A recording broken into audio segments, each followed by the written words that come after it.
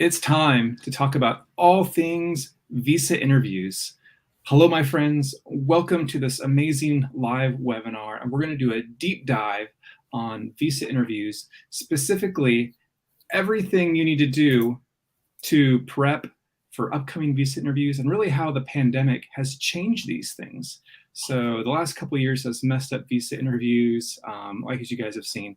We've got our amazing friend and guest, Mandy from Argo Visa. We've maybe seen some of her awesome videos before. She has some incredible content to talk about first, tips, changes, unique situations, and even complications to avoid, mistakes to be wary about. And then we're going to have an amazing Q&A session at the end where we answer your questions.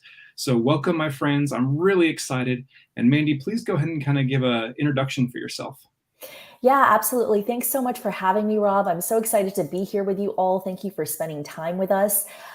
So my name is Mandy Fierbacher. I am a former U.S. diplomat and ex-visa officer.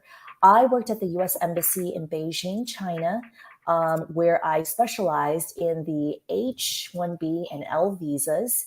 And I also worked at the U.S. consulate in Matamoros, Mexico, right on the border, and spent my final 2 years with the State Department at the U.S. consulate in Hong Kong. So I've spent over 7 years as a visa officer, have made decisions on over 100,000 visas. And so I have seen every single type of visa problem and visa denial you can imagine, from your temporary work visas and student visas to green card interviews. So today I hope to go a little bit into what the visa interview looks like after COVID.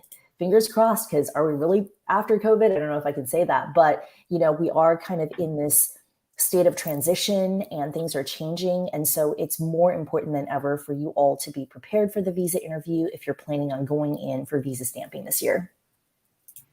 Definitely. And again, welcome, friends. Mandy is truly an expert. Her and her colleagues have done so many thousands and thousands of visa interviews, so they know firsthand what to prepare, why refusals are happening, the big changes. This is the inside scoop. So you guys are going to learn so much. If you have a friend right now that's preparing for a visa interview, go share this link, get them on this, because we're going to be doing live Q&A. We want as many people to be helped as possible during this next 1 hour. So before we get kicked off, I'm here in Dallas. Mandy's tuning in from the Bay Area, California, but where are you from? Go ahead and tell us in the comments. We want to see where all of you friends are tuning in from. So where are you guys from? Where are you watching from? Again, I'm here in Texas. Mandy's in California, my native place where I was born. But let us know where you guys are tuning in from. If you're watching the replay fans, go ahead and tell us in the comments. Again, we want to see. It's been fun. Our previous webinar we did with Mandy, we saw people from all over the world. And I hope we get a great turn in. All right, we've got London, UK, Ghana, Africa, Bangalore, India, Pune, India. Awesome. This is so cool. We're going to have a global audience. So much fun. We got Hyderabad, the land of biryani, the first place I worked in India. So that's really exciting. Oh, Malaysia. Very cool. Welcome. So we're going to jump right in. Keep telling us where you guys are tuning in from. But Mandy, let's talk about visa interview durations. What can people expect? What are changes?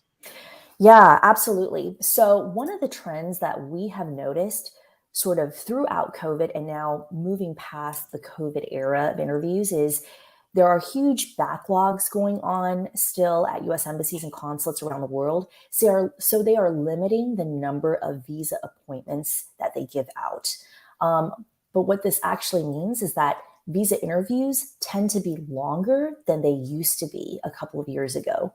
A couple of years ago, you would have student visa applicants say, yeah, it was like a 30-second interview or a 2-minute interview or a 3-minute interview. Usually it was under 5 minutes. And now, because the consulates and embassies are limiting how many appointments they give out because of, the demand and backlog, they might say, okay, we're interviewing 30 student visa applicants today, but each one of those applicants are actually getting a longer time at the visa window, which is good news or bad news, depending on who you are and how prepared you are for the visa interview. Because some people who are hoping, oh, it's going to be a 30-second approval, I have everything ready. They're just going to ask me 2 questions and I can be approved and on my way. What they're realizing is, oh, actually, it turned out to be a 10-minute interview and they wanted a lot more specifics about what I'm going to be doing at school, things I wasn't prepared to talk about. So I was a little hesitant.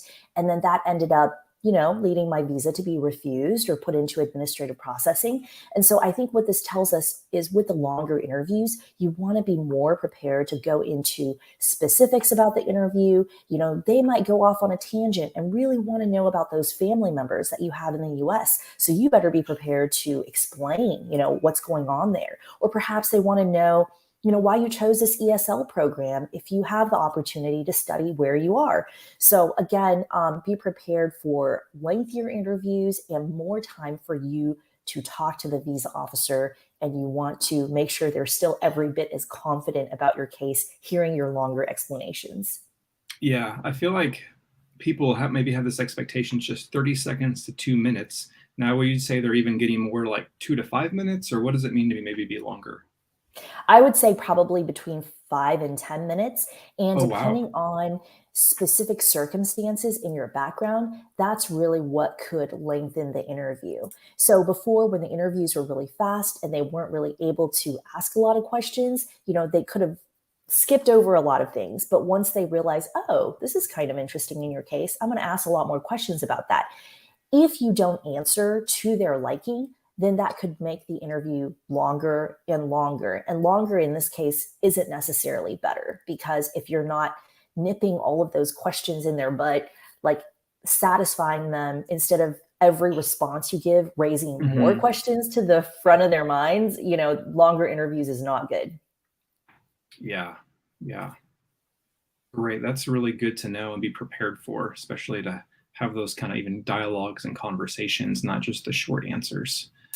Yep. So another thing people need to know about is expedited visa appointments. There's been Yes. changes with COVID, kind of new procedures. So what do people need to know about this? Yeah. So the important thing to know about expedited visa appointments is, first of all, just the basics that you can't get an expedited visa appointment until you actually get a real appointment. So some people don't sign up for an appointment because they're like, you know what, that's way later than my program start date. I need something earlier than that. Well, you have to book the first available appointment to even qualify for the expedite. So that's the first thing to know. The second thing to know is, it's really important that you're prepared for the interview if you get your expedited approved, because if you then get your visa denied after getting the expedited visa appointment, you are probably not going to get another expedited visa appointment. So we've seen a lot of issues like this recently, where people will come to us and say, well, I got an expedite and then my visa was denied. And then they try to get another expedite and, they don't even get that second chance.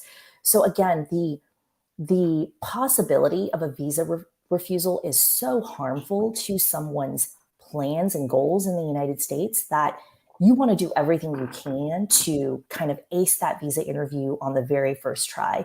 You don't want it to get drawn out, get a refusal on your record, get that expedite denied, because now all of a sudden you might actually have to defer your program for a whole year because you can't get interviewed again. So that's something important to know. Definitely. Definitely. All right, friends. First of all, just be sure to like this video to say thanks to Mandy, giving time in her busy schedule to come hang out with us in the Chai and coaching and add value to you guys. And make sure you're subscribed to the channel, because recently we've recorded 2 separate videos with Mandy that are going to be published soon. So you don't want to miss these other videos, visa interview tips that we've been talking about. So make sure you're subscribed so you don't miss those. Make sure you like this video to say thanks to Mandy as well.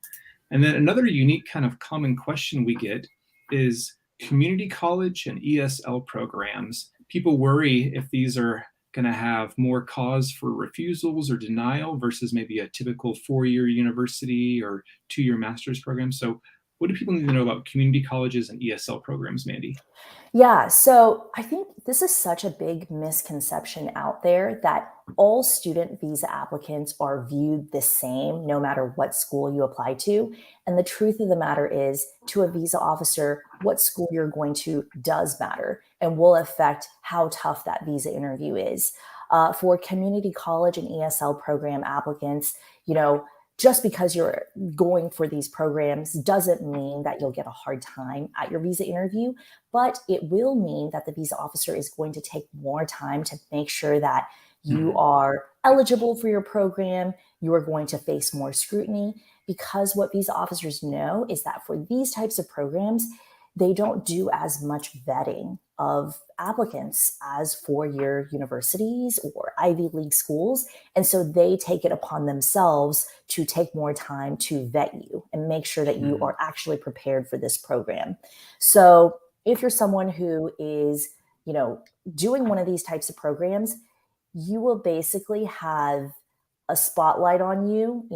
I wouldn't call it a red flag. That sounds a little bit too intense, but they will notice that this is the type of program you're going for and that they accept basically anybody. And so they're going to have to make sure that you're eligible. So even if you're going for an ESL program, make sure that you're ready to have that interview in English, even if it's just for, a few minutes, even if the extent of how well you know English, you can only answer a few questions before you transition to your native language.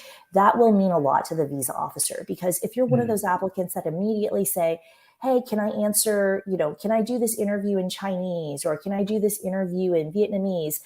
That immediately tells the visa officer that you haven't done anything to prepare. So they appreciate it if you try your best to have the interview in English. Those are some great tips. Yeah, they definitely need to understand that justification of why you have to come to America, to come to this community college, do this ESL program, and having really good reasoning, I think, is really important for these programs that aren't your typical universities and colleges. So yeah. And one more thing I will add is, in addition to going for one of these programs, if you're someone that visa officers consider what we call a non-traditional student, which means you've been out of school for many years, you're older than the typical student, you're going for your second master's degree or your third, graduate school program, all of those things that are going to make the visa officer question you even more about your intentions and what your plans are. So if you're in one of these situations, you want to be prepared ahead of time, because you will be facing a very tough interview. Definitely. All right, friends, we have a great audience here. I love the engagement in the comments. Go ahead and tell us which kind of visa that you're going to be applying or preparing for. So tell us in the comments, is it an F1 student visa? Is it a tourist visa? Is it a work visa? Go ahead and tell us, let us know what kind of visa that you guys are preparing for. We want to see what we can do to help out with those specific type of visas as well. So tell us in the comments which kind of visa you guys are preparing for right now. And also, we've got some great links and resources in the video description. So after you hit like and subscribe, go a little bit down in the video description, and you've got links to connect with Mandy on LinkedIn, Argo Visa on Instagram, links to the Argo Visa website as well. So please be sure to go check out those resources, because we want to help you. Wow, so many F1 visas. So we got a lot of F1s, some H1B and H4. So we got some cool variety going on. So pumped to have you guys here. Cheers to you guys hanging out with us on this Wednesday. Now, our next topic is a really, really good one. Maybe one of the most important things that Mandy's going to share here is complications that increase the risk of refusal. So things that might make it a little more likely you're going to get denied. So listen very carefully when Mandy shares about this. Yeah. So there are a lot of reasons that will cause visa officers to want to deny your visa. And I'm just going to list a few. This is not exhaustive, so there are lots of other situations that could increase your risk of a refusal. But the biggest ones I've seen are if you have a lot of family in the United States, if you are taking out a student loan for your tuition, this is going to cause the visa officer to wonder, okay, they can't afford the program. How are they planning to repay these loans? Are they planning to stay in the US for a long time? Not knowing how to discuss your sponsor, someone who is interested in your education and wants to help you, but you have to be prepared to explain that relationship and why somebody would want to help support you, perhaps out of their own pocket. And that could be very different from American culture and who American officers expect to be interested in your education. Other things are if you've had a visa refusal before, if you've had any other number of problems with your visa history, you've had a refusal even with a different type of visa. Perhaps you previously applied for a tourist visa and you're refused, but now you're applying for a student visa. All of that will be in your record, and so they likely will ask you about that. They will also look at the recency of problems you've had in the past. If you're refused an F1 student visa just 2 months ago, now you're reapplying, that situation is going to be very current. So they're going to want to talk about what happened. If you have if you're in a relationship with an American citizen, your boyfriend or your girlfriend is an American citizen, even if they're living overseas, how do you explain that situation? So anything that falls out of the traditional, hey, I'm applying for a student visa and my family is supporting me and I have my own savings and can afford school. And I'm, 18 years old and going to university for the first time at a 4-year university. Anything that falls outside of that will increase your chances of a visa refusal because the visa officer will not really understand that situation. It's going to cause them to ask you more questions. So you have to be prepared how to answer those questions. Definitely. Mandy, in your observation and all of your, interviews that you've given, do you notice a difference, maybe a common difference between people who were there at the counter with you having an interview that, just someone who does a really good job versus someone who maybe tends to more having these complications and increased risks? Yeah. I think the biggest problem is when people are not prepared and they think that the visa interview is just the government official asking you questions and you just have to respond. Really, your job at this interview is to make the work of the visa officer easier and make it easier for them to approve your visa. And how do you do that? You have to help them. You have to give them all of the information that they're looking for before they even ask you those questions. And the only way you can do that is by working with an ex-visa officer who has made those decisions over and over again and who know exactly how visa officers think, because sometimes it's a little bit counterintuitive than what you expect. Something that makes sense to you may not make sense to an American officer. So you really want to first see your case through the eyes of an American officer so that you can even see what the potential issues are. I think that's one of the biggest problems. People don't know what they don't know. And this is a really high stakes process. Once you get a refusal and it's in your record, it's going to be harder to get that visa approved the next time. And so you really want to make sure you're working with an expert. And I think that's the good news, is that you really don't have to do this alone and just hope that you're doing it right. You can actually get ahead of the process and be prepared ahead of time so you can help the visa officer make it easy for them to approve your visa. Well, I think that leads right into our next topic that you want to share with our friends here is how can people be proactive, during these interviews, to really communicate what the visa officer is looking for and those kind of information they need to understand. Yeah. So I think the first step is to, whether you're someone who's applying for the very first time or someone who's had visa problems in the past, is to work with an ex-visa officer and go over your entire life's history. So that's actually what we do at Argo Visa. So first we take the time to really find out about your family, your employment, your past studies, and then we tell you exactly what are going to be the tough parts of your visa interview. I think the risk of getting a visa refusal, the injury is so great from that, that everyone should be extra prepared, especially during this time after COVID, when interviews are longer and they might have more questions, things that you're not even expecting and you don't know what could come up. And so this is a really good time, especially if you're headed to school in the fall. I see so many F1 visa applicants, to make sure that you're not putting all of your plans and goals at risk because of this one interview. It deserves every bit of attention as much as, your SATs and all of the preparation that you did to get into school in the US. You have to take this just as seriously because this is the gateway to it all. And if you don't pass this visa interview, then nothing else really matters. Yeah. Yeah. And all that hard work goes to waste, which is so disappointing when you guys have these amazing dreams, amazing goals. Anything else about being proactive that would be a good tip for our viewers? Yeah.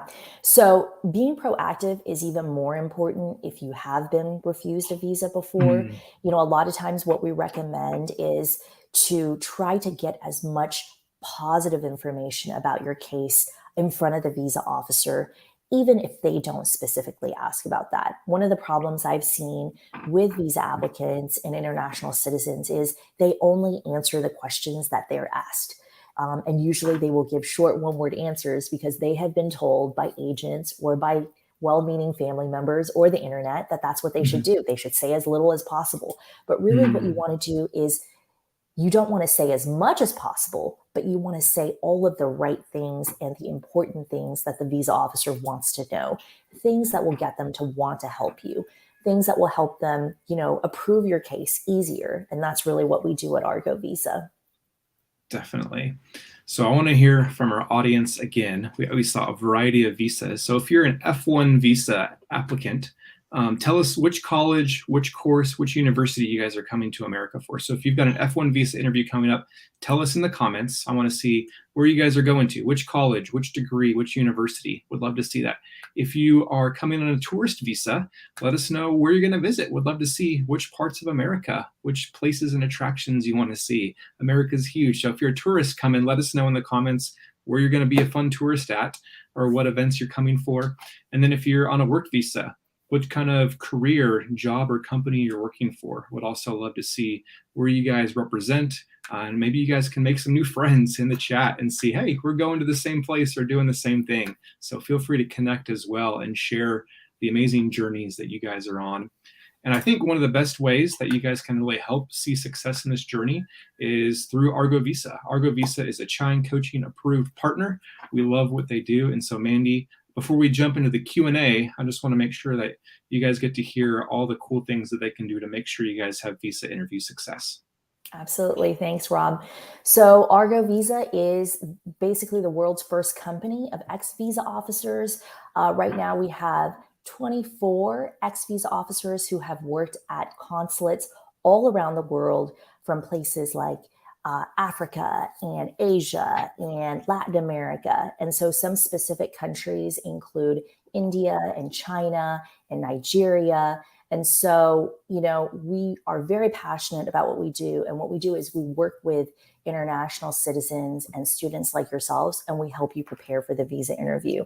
All of us have, I think together we've made decisions on over 1 million visa applications. The number is really staggering.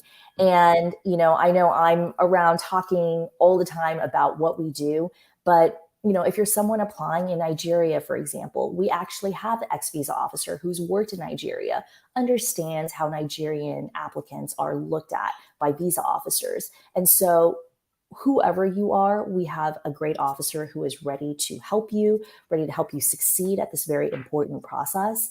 And check us out. You can find out more about us at argovisa.com, but we also have social media channels on Instagram, on Facebook, on TikTok. And so we hope to see you on our social media channels as well. Awesome, Manny. Thanks for sharing that. I've definitely heard stories. Even some of my friends have used you guys and had great reviews, great reports, and great success in the visa interviews. So at Chine Coaching, we love just providing excellent resources, especially like Argo, to really help you guys see success in your cross-cultural journeys to make it to that goal of studying, working, moving abroad. And so really excited about that.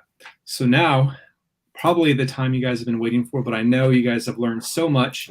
So again, it's time for some live Q&A. Make sure you guys like this video to say thanks for the last 20 minutes of just incredible info that Mandy has been dropping in on us. I've learned a ton. It is crazy how much has changed with visa interviews since the pandemic, but hopefully this will guide you guys to be even more prepared than ever. So we're going to start scrolling back through to see your guys' awesome questions. So give me a quick minute here. Now's the time to start throwing them into the comments as well. And if we answer one and it's kind of similar, we're not going to keep doing repeats, but we want to try and get to a many different variety of questions. So let's see here. Okay, this one might be interesting. Resha is a bachelor in medicine doing an internship in India. They want to be guided for a B1, B2 visa interview to come do a 2-month medical observership. So they're coming just for a little 2-month program. Any tips on short programs, kind of like almost like an internship or something when they come to America? Yeah. So this is a great question, Resha. So I think for the B1, B2 visa interview, if you're going for 2 months, it's really important to have all of the details of your program, exactly how long you'll be there, what are some of your responsibilities going to be, what will you be expected to do, maybe discussing a daily calendar or schedule for your time in the US is helpful. And the reason why these details are important is when a visa applicant is more general at the interview, then sometimes the visa officer thinks that they're not telling the truth. So some specific details about what you do will be really helpful. And of course, it's important that if you don't have any visa complications, just go in being prepared, give those extra details. If you have extra complications, you'll want to be prepared to talk about whatever happened before. Great. All right. Tosin's asking, can they apply for an F1 as a 16-year-old to a community school? Does age have any factor with these? So it doesn't, but it will seem odd to the visa officer because this is not something that they commonly see, which means that, Tolson, you should be extra prepared for this interview to explain why you're going so young to a community college. Did you excel in school so you were able to skip grades? Who are you going to be living with? I mean, these are all of the questions coming to my mind. I think my visa officer hat is, definitely coming on. And so you want to be prepared for all of those very obvious questions to a visa officer and explaining it in a very concise and understandable way to an American officer. All right, I want to do this one because we've got Navneet and so many others who are preparing for the F1 visas. I just saw a whole list of F1 people. So what are some of the biggest tips you would give for someone who's preparing for the F1 visa interview as an international student? Yeah. So the first thing I would say is make sure that you have all the documents that you need. And so the way you do that is every consulate is a little bit different. So you want to go to the consulate's website where you are applying and look through their instructions on what to bring. For F1 visa applicants, you definitely want to bring your passport that has at least 6 months validity left in it. Sometimes if your passport is about to expire within the year, they won't actually put the visa in it. They might say, okay, you have to go get a new passport. So you just want to double check. You want to make sure that you actually look like the passport photo that you're submitting. If you look very different, if you got a big haircut and you got rid of all your facial hair, they might actually end up, putting your case into administrative processing, giving you a delay and saying, hey, you need to send in a new photo. And what we recommend at Argo Visa is to always make sure you're so ready on the first try that you never have to be put into any sort of delay or administrative processing, because that also increases the risks of your case being lost and passing through many hands before it gets approved. And you just really don't want that to happen. So make sure you have everything you need and then be prepared for the visa interview, as we discussed. I love it. Great tip. And one thing when people get asked, what university or what program they're doing for visa interviews for students, what kind of answer would be helpful when they get asked that question? Yeah, I can start with answers that are not helpful, which is not saying anything that is on the brochure for your school. So for example, a lot of visa applicants like to say, I chose this school because it has 14 acres of green space and, it has this many people attending the school. And these are all clearly data that they got off of the school's website or off the brochure. And to visa officers, those are not any real reasons why somebody would want to attend a school. It's not personal either. Exactly. So you want to really give your personal, heartfelt reasons for why you want to go to the school. And sometimes, and I mentioned this even previously, sometimes having family in the US could, make the visa officers sit up and ask you questions about that. But it doesn't necessarily have to be a bad thing. Sometimes having family support in the US is a really great thing, but it's all about how you explain your situation in a way that the visa officer can understand it. You have to be truthful, you have to be authentic. And so that's really important to make sure that you're giving an answer that is understandable. You also don't want to give any memorized responses. These officers, because they listen to people all day long, the second they get somebody in front of them that says, hello, they start talking in a very monotonous, clearly memorized way. The visa officer will know, and they are more likely to refuse your visa. Yeah, don't memorize that script. But talking about family, Sahil's got a really interesting question here. When talking about ties to home country, you got a student going to USA for an F1, but then they have a sibling going to another EU country. So siblings going to different countries, what impact might that have? I actually think it's a positive thing if you have a sibling who is going to school in the EU, because it shows that your family clearly has the finances and is able to support, two kids going to school overseas at the same time.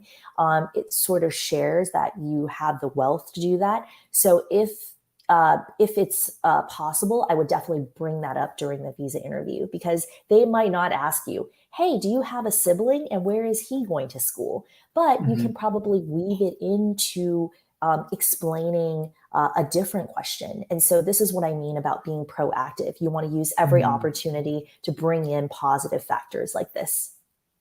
I love it. For an F1 student, this is Christian saying, do visa officers go through the social media profiles we submitted before the interview? Ooh, this is a really good question. That is a great question. So the answer is no. Visa officers never go through social media profiles. They don't do anything before the visa interview. I think that's also really important to know. Visa officers don't do preparation ahead of the interview. The first time they will be thinking about your case will probably be the 30 seconds right before you walk up to the window, where they pull up your DS-160 visa application form. They're scanning it for all of the important questions that are on there and what your answers are, and then they go into the interview. And so they don't do advanced work, and they don't make decisions ahead of time. And so they do now ask for information about your social media. And that's if something happens at your interview that makes them want to take a closer look at your case to make sure that you're actually eligible. They might put your case into 221G administrative processing, and then they're going to go back into your social media and, dig into what they asked about. Maybe there's something that they're interested in. So that's when they look at that. Yeah. And if you're curious what 221G administrative processing is, recently Amanda and I just recorded a video. It's going to be coming out in the next couple of weeks. So make sure you're subscribed so you don't miss that video to answer what that kind of interesting process means. But here's one from Sid. This is a very common big question, maybe one that a ton of people are wondering, but is how do they prove ties to a home country, both through their answers and as well as documents? That is a really good question. So I think, first of all, they really need to understand your family situation. I think one of the biggest problems I used to see as a visa officer is that international citizens, visa applicants are not very easy to talk to. When you ask them a question about their family situation, they tend to only give you a one-word answer or something very short, when what the visa officer is looking for is a short narrative on whatever question they're asking about, maybe 2 to 3 sentences that's very concise with exactly what they're looking for. So this is a good way to prove ties to your home country. And I'll give you an example, Sid. So they might say, do you have any family in the United States? A typical answer would be no. But what if the answer was something like this? No, actually, all of my family is back in India. I have, 2 siblings. One is in university in India. Another one is actually working in the EU. And so giving a little bit more context, making it easier for the visa officer to understand fully the question they're asking about will really help you and will help you prove your home ties. And it's hard to know exactly what are the positive highlights of your case versus something that, is negative, and, maybe you don't want to bring that up unless you're asked about it. And so that's where working with an ex-visa officer will be really helpful, because we look at your entire case and we're like, okay, these are the 10 positive things about your case. How can we bring that in to your visa interview in a very natural way that's not forced, that's authentic, that's truthful, and all of those things. And so it's really hard to figure that out on your own. And so that's why working with an expert is important. Definitely. So here we've got a question about someone from Australia applying for a tourist visa. But I think the bigger question is, does the country you're applying from for a US tourist visa have an impact? Does one give you more of a disadvantage or advantage? So that is a really good question. I would say where you're applying matters, especially if you are not a citizen of that country. Mm, So the State Department actually says that anyone can apply anywhere in the world. If you're born in India, you can actually apply in Australia. If you're born in Australia, you can apply in Ecuador. But that doesn't necessarily mean that's the right thing to do, because your story has to make sense. So if you're someone who is thinking about applying in a third country because you happen to be living there for now or whatever, you should probably do a little bit of extra preparation, because that visa interview will be tougher, because they're going to need to understand why you're applying in a third country. mm-hmm. Great. Here's another one I've seen a lot of questions about, but what does a previous tourist visa rejection impact a F1 student visa interview? We've seen several people ask this in the comments. Yeah. So it probably will affect your new visa application. And this is because every time you apply for a visa, no matter what type of visa, that all goes into the government computer systems and is a part of your visa record. So they're going to be able to see immediately that you were denied a tourist visa 5 years ago, and they're going to dig into that. So any visa rejection will affect future visa applications, which is why it's so important to get it right. You really want to keep your visa record very clean. You don't want it to be complicated to make it harder for you to get a visa in the future, whatever type that might be. Mm-hmm. Yeah. We actually have a video on our channel. I interviewed a friend who did have a tourist visa rejection, was going to go for a family member's wedding, got rejected, but then was able to get an F1 visa interview. So if you guys want to learn more, you can also check that out. We'll maybe link that up later as well. So, okay, here's a new one. Sardorjan, hope I'm pronouncing that right. When I was rejected their first interview for a J1 visa and applying a second time for a J1 visa interview, is it difficult to get a visa a second time? So we had talked about it a little bit before, but this is a repeat kind of visa interview on the same type of visa. Mm-hmm. Yes, it will make it more difficult to get your visa approved the second time, but it won't be impossible if you prepare. I think for this type of situation, especially since, Sadra John was already refused the first time, I would not recommend that you just go in the second time hoping that you'll get the visa approved, because the decision won't change unless you change something in your visa application and how you prepare for that visa interview. Mm-hmm. Definitely. Here's a fun one. They're saying that their husband's going to work in one state, and then they're going to be working in a different state in America. So how should they talk about that with the visa officer, since they're going to be apart, and does that impact the visa? So I think it's really important to be genuine with the visa officer in this situation.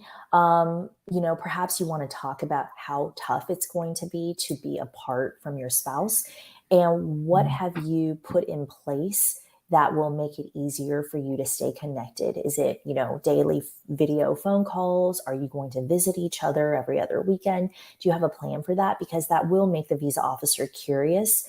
And it could affect the visa approval depending on how your response is. And I think one of the greatest things about what we do at Argo Visa is we really try to give you feedback. We do a lot of mock interview practice with you, and we listen to your responses carefully, and we give you feedback on how you can improve those responses.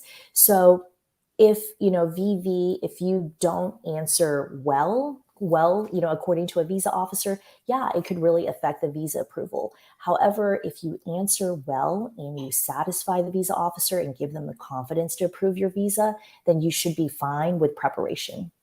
Yeah. Because if the situation makes sense, then there shouldn't be an issue for that. Exactly. So, all right, we have kind of a two-part here talking about visa slots. So I'm going to read the first and then the second. So we have Kwesi saying, what could be the cause for the unavailability for interview dates for over 6 months? So yeah, there's a huge, wait time to get a visa interview. And then kind of a follow-up to that, Shreya is asking, please, can we know if it's difficult to get F1 visa slots for fall 2022? Okay. So those are great questions. So it's important to know that COVID has really upended the entire visa processing situations for consulates overseas. Visa operations, embassies and consulates, traditionally it has been a very, lot of people squeezed in together, maybe thousands of people going through a waiting room every day, standing in line next to each other. And once COVID hit, and all of a sudden there's restrictions, you have to wear masks, you have to maintain 6 feet of distance. That has made it really difficult to do the same numbers of visas as they used to do, before. So this is one of the reasons why there is such a huge backlog, because the State Department is always actively working to make sure that they're trying to get as many people in as possible for their visa interviews while maintaining the safety of U.S. diplomats and the safety of the visa applicants as well. And so, for Shreya's question, is it difficult to get a visa interview slot for fall 2022? It really depends on where you are interviewing. So the State Department actually has a website where you can check the consulate where you're applying, how many days you have to wait before you get an interview. And that can change sometimes on a daily basis, because they sometimes will open up slots every day, depending on what that schedule looks like. So I would highly recommend, if you're, that there's a backlog at the consulate where you're applying, check every day for an appointment and then just try to get one as soon as possible. If you've never had an expedite before and you have a good reason for expediting your appointment, like, being a student visa applicant for some reason, then you can definitely try to expedite that visa appointment once you get a date. Yeah, and we've actually recorded a video earlier with Mandy about this topic of visa slots, how to get bookings, how to check those things. So that'll be a great one for you to go watch on the channel to get more details and great resources online that you can learn more about that. Yep. All right. So Shalini's asking, I observed many Dropbox appointments getting 221G, administrative processing. So what do you do to check for an interview waiver for F1 visa type? Yeah. So that's a really great question, Shalini. So sometimes visa officers will randomly pull cases from Dropbox to interview. They do that sometimes just to make sure, I don't know, they actually just have this process in place where they say, okay, this number of people qualify for interview waiver, but we're going to pull 10 cases on a random basis just to see that everything checks out, to make sure everything is okay.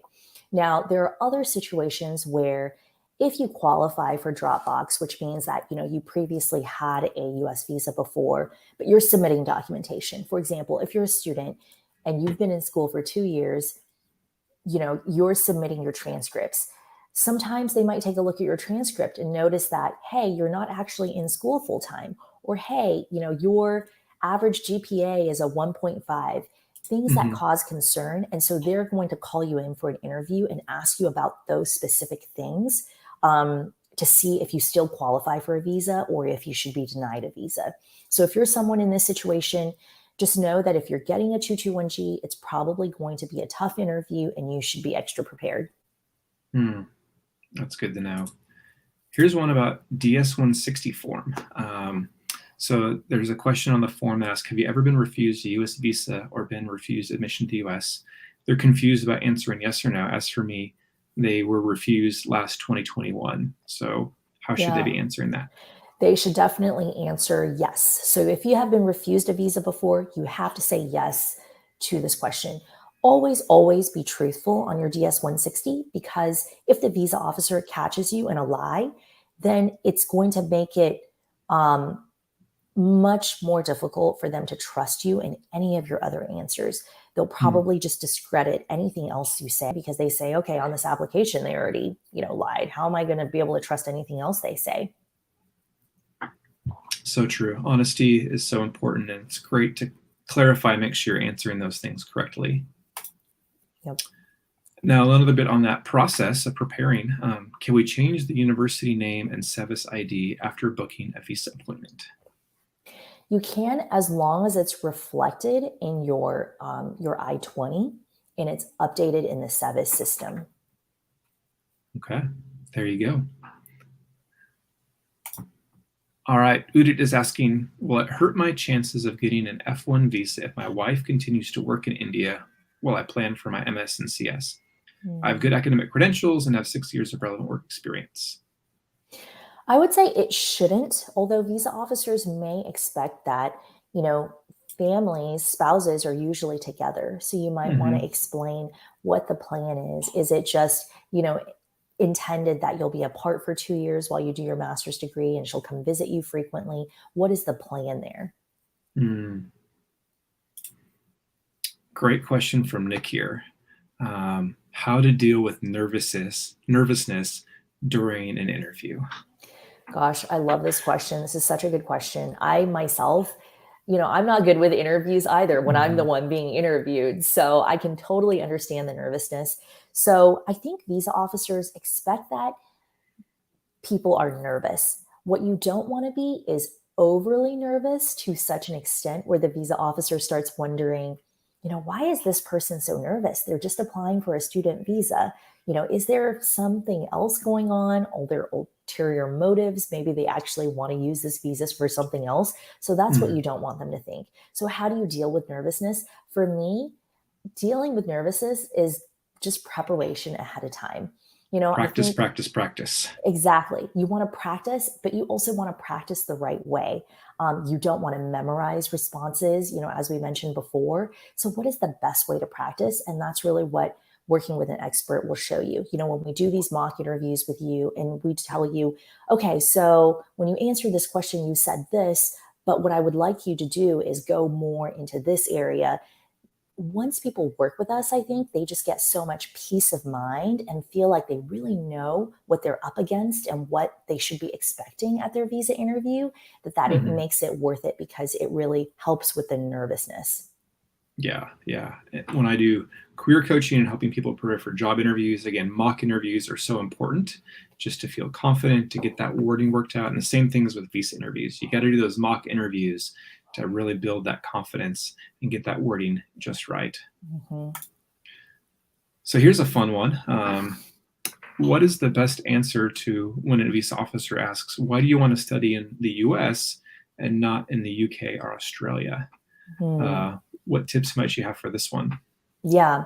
So I think the best answer to this question has to be one that is personal to you. So, whatever the reason, we've worked with so many students, perhaps we've had people who want to study music in the United States because they really admire like an American singer. And so that was their personal reason. And I thought that was such a good one. What is not a good answer to this question is something that is very generic, that is found on like a school brochure. I want to study in the United States because there's more acres on this campus, and in the UK and Australia, there's smaller schools.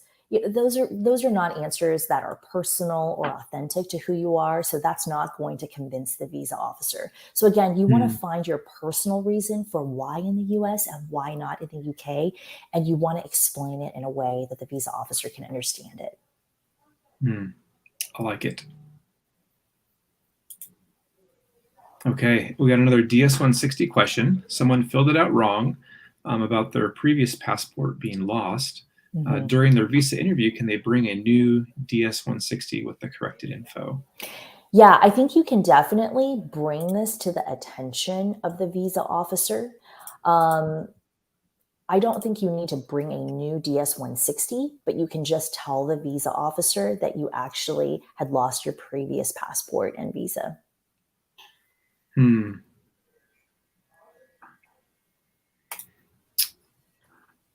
So WIPI is wanting to change their school and program in their next attempt. So maybe they got refused in the last one. This is for an undergrad bachelor's degree. So what advice would you have, if someone's been refused an F1 visa, is it good or not good to change your university and degree program if there's been a refusal? So usually changing your school and program is not going to change a visa refusal.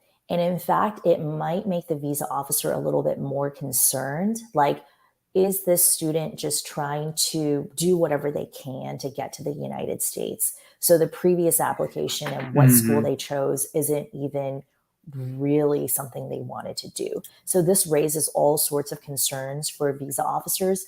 So I would highly recommend that you don't just change the school and program in your next attempt. You have to really understand why you were refused in the first interview to try to reverse that decision. And it's not going to be just about your school and program. Definitely. So friends, we've got a little bit more time left. We're going to keep covering these questions. Make sure you've liked this video to say thanks to Mandy. Be sure you subscribe to Chai and Coaching because we've got some new videos coming soon that we've recorded with Mandy as well. And we don't want you to miss those, especially one about the 221G administrative processing.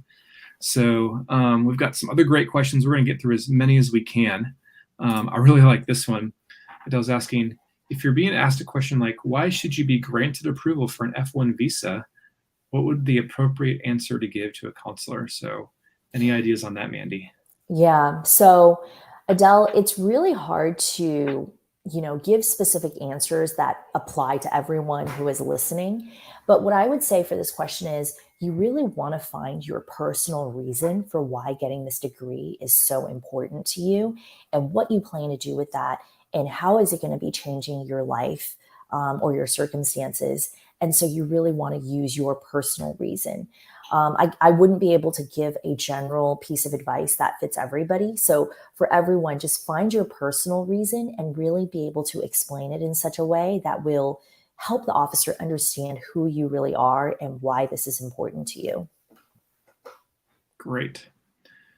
Here's another interesting one. So someone's gotten a tourist visa, which has been renewed 3 times. Now it's expired, but they've got that approved travel history. Will that be an advantage when applying for a student visa? Most definitely. So if you've had visas that have been approved in the past and you've used them well and you've done what you said you would do on them. And what I mean by that is if you had a tourist visa and you said you were going for vacation for 2 weeks, you did that, you came back, then you're great. And this is actually a very positive factor for your next visa interview. It's encouraging to hear. Another kind of impact of visa interviews, someone's got an older brother in America, but they'll be in a different state while the rest of the family is back home in Nigeria. So for an F1 visa interview, what is the impact of having a brother or another close relative in America have on the visa interview?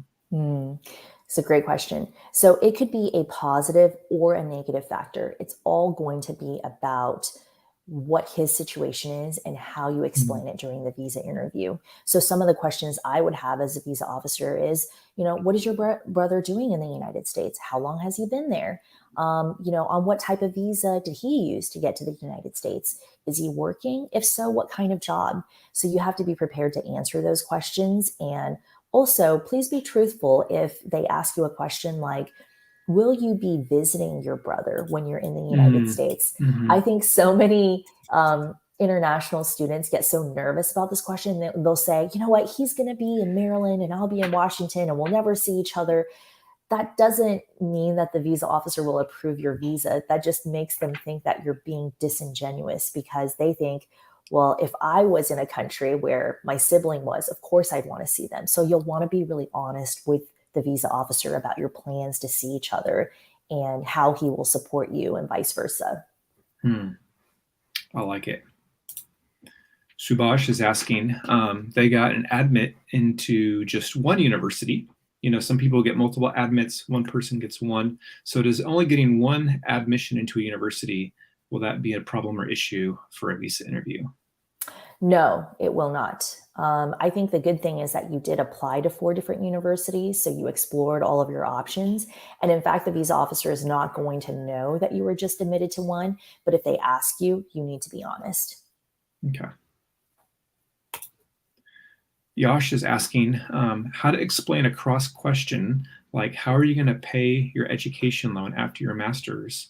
And then can they, they don't, obviously they don't want to say that they're going to be working in the U.S. I mean, obviously that they get to for some period, but they want to be careful showing their intent of, home ties versus intent to immigrate. So any thoughts on how to tackle a question like that? Yeah, I think that it's very normal for you to keep your options open at the time you're applying for your visa. 2 years down the road, you don't know what you're going to be doing. So I think it's important to talk about, how this could give you more opportunities in your home country. But you can also mention that you could potentially explore internships in the United States and it's also okay to just say that you're not really sure right now, but you know that this degree will add value to wherever you'll be looking for a job. And so again, you're going to have to give like a well-rounded answer, and it's hard to give that answer without knowing more about your situation, but you can definitely explain it in such a way to keep your options open, not definitely say, hey, I'm staying in the United States, even if you intend to look for an internship, which is absolutely okay. So again, how do you finesse that question so that you're being honest, but still satisfying the visa officer? I like this one a lot. So Pratik has their first H-1B visa interview. They're transitioning from an F1 STEM OPT, and they're working in a kind of startup, smaller company. So does this situation have any impact or any thoughts on being a part of a startup and transitioning from F1 to H-1B? So I think it's going to be really important that you talk during this visa interview about why you're eligible for this H-1B. What will your specific responsibilities be?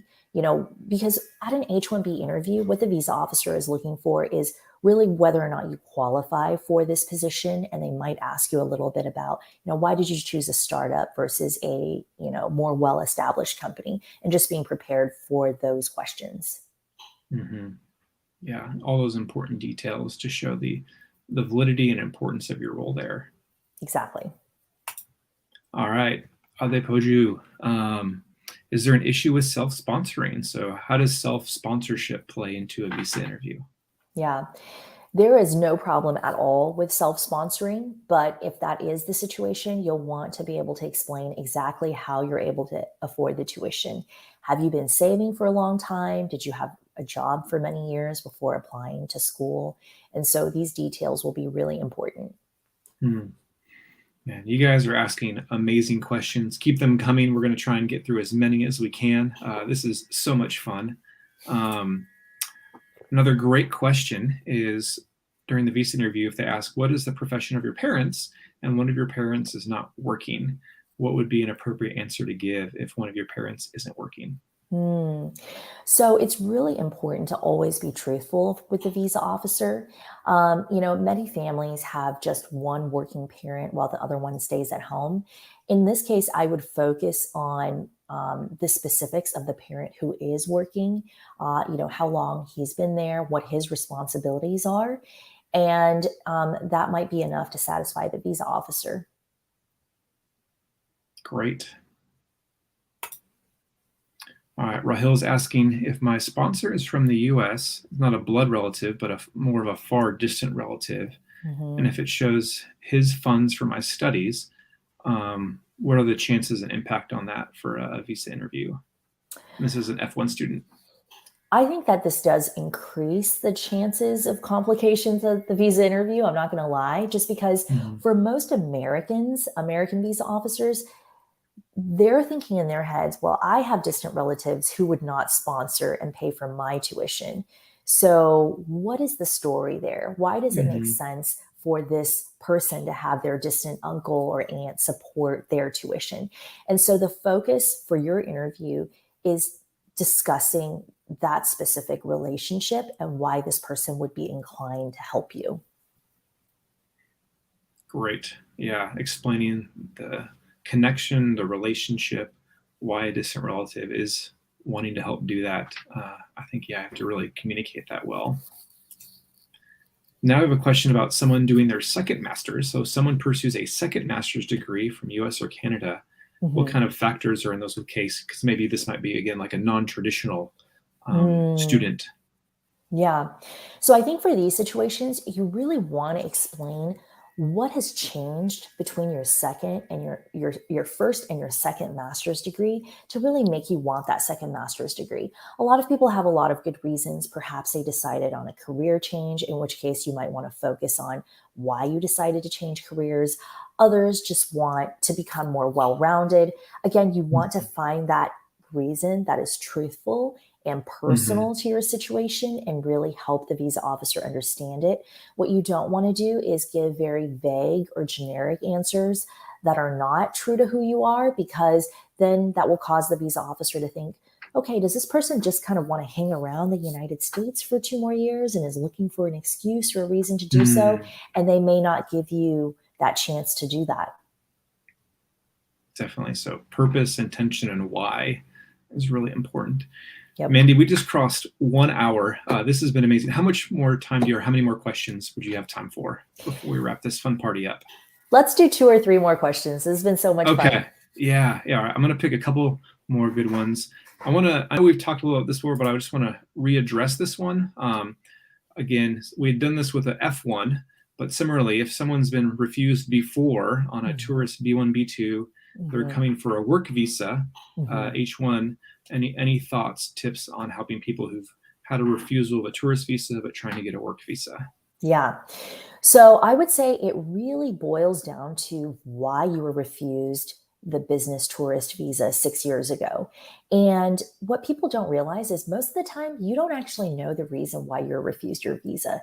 You might think you know based on the last question you were asked before you were denied the visa, but usually that's not the real reason, or that's not the only reason. So the most important thing to do is first figure out why you were refused the first visa, and then you can prepare for this new H-1B visa, because a lot of times, this sounds strange, but you can't directly say, hey, this is why I was denied my last visa, and here's how things have changed. What you want to do is finesse your answer in such a way where you can naturally bring up reasons that will support why the previous refusal really doesn't apply anymore, because it's been 6 years and your situation has changed. But you can't do that until you know why you were refused the first visa. I hope that answered the question. It's a little bit roundabout. Yeah. Okay, I like this one. Does dress code matter, or is what people are wearing for their visa interview have an impact? Thanks, Durga. Yeah, it does matter. It's really important. What you want to do is dress like you're going for a job interview, but you also want to make sure that it is true and authentic to who you are as a person. So I feel like that's like one of the repeated themes through this session, is just finding something that makes you feel comfortable. It is who you are. And I'll give you some examples. If you're someone who is applying for a student visa for a more general major, you're going for an engineering major, or you're going for a business major, you want to just dress nicely to show that you're taking the visa interview seriously.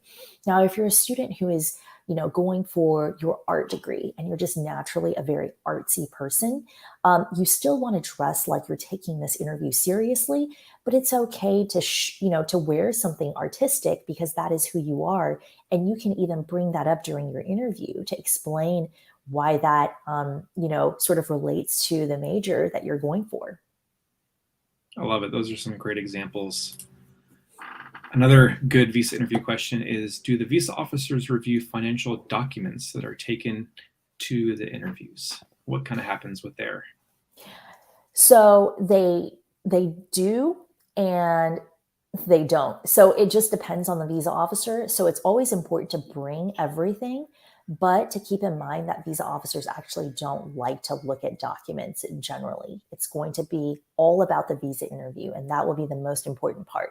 However, you do want to still bring anything, because in case the visa officer asks for that bank statement, then you'll have it right there. If you don't bring something that they wanted to see, then unfortunately they will probably put you in 221G administrative processing and ask you to submit it later. And again, that increases the chances of documents and cases getting lost, and you don't want to do that. You just want to make sure you have everything that they need to approve your visa right then and there.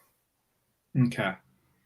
And then Rupesh is asking, they're going to a liberal arts college for their bachelor's degree. Will they be asked any specific questions since it doesn't have a university name or branding to it? So you may not be asked any specific questions about your decision, but it might be a good idea for you to be proactive and explain why you chose that university. A lot of times, even when visa officers don't ask you specific questions, they're filling in the narrative for you in their head if you're not giving it to them yourself. And so you really want to be the one to control the narrative about your own life and your own situation. And how you do that is you're proactive and you offer up reasons why you chose the university, maybe before the visa officer even asks. Okay. And we'll do one more quick one about a marriage visa, since we've done a lot of student visas. I'm not familiar with the I-30 marriage visa, but any tips or thoughts on those visa interviews? Yeah, so marriage visa interviews are really interesting. Their focus is on the legitimacy of the marriage. So there will be a lot of questions about personal questions about how you met your spouse. How did you know that they were the one? Can you offer any details about what you have in common? I think the biggest problems I've seen in marriage visa cases are, again, when people are vague or generic, or they can't seem to really open up to the visa officer about some of these personal details. And that's really important. So you want to practice that. Some people are just naturally very, private people. And this is not a time where you want to keep all of that information to yourself. You really want to tell the visa officer, how much your spouse means to you. How did you meet? What do you have in common? Why did you decide to get married? Because all of those questions will come up. And if you don't answer to the visa officer's satisfaction, then that might make them doubt your relationship and your marriage. So just because you know that you have a true connection with your spouse doesn't mean that it's immediately obvious to the visa officer, and you have to demonstrate that during the interview. That's fascinating. Thanks for sharing about that. It was fun to learn about. Yeah. So Mandy, thank you so much. Friends, be sure to like this video to say thanks to Mandy. Subscribe, because we've got some great videos with Mandy coming out soon. Sorry we didn't get to everyone's questions. They were coming in. If you want us to do this again, let us know if we should do another live session soon with Mandy and Argo. But Mandy, any final words you want to encourage our friends with as we wrap up here? Just that, I hope that you guys will not underestimate this very important interview. Do everything you can to prepare. I hope this session was helpful. Thanks so much for having me, Rob. It's always so great to be talking to you all. Thanks for spending time with us. And please, if you, think that you might have a tough interview coming up, prepare with an expert at Argo. We really care about your future. We want to help you succeed and help you get here. So you can, find all the information that Rob put in the comments. And I hope that we'll be working with you soon and helping you out soon. Best of luck to you all.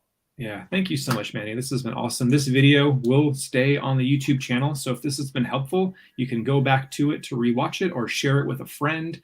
We want to help as many people as possible. Be sure to give some love to Mandy. Tell her thanks in the comments. What was the best thing? Another great thing is go on LinkedIn. Give Mandy a shout out on LinkedIn. Tell her thanks for this webinar. Share something you learned. Add value to your friends and community. And thanks for tuning in. We've got all the details as well to connect us on social media, online, and Argo as well, to look into their coaching services to help you guys dominate and do well on those visa interviews. We really appreciate you all being part of the Chime coaching community. It was fun seeing people from all over the world today with all of your amazing questions. So this was fun. Mandy, you were awesome. So thanks so much. And thanks for tuning in, friends. We'll see you next time at Chime Coaching. Cheers, everyone. Have a great rest of your day. Thanks, Rob. Bye, everyone.